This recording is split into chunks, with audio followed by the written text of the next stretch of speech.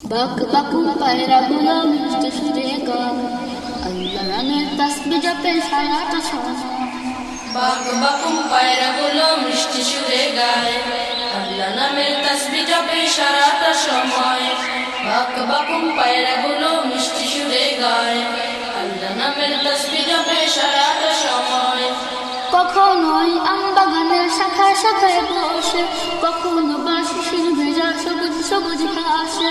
কখনো ওই আম বাগানের শাখায় শাখায় বসে, কখনো বা শিশির ভেজা সবুজ সবুজ ঘাসে।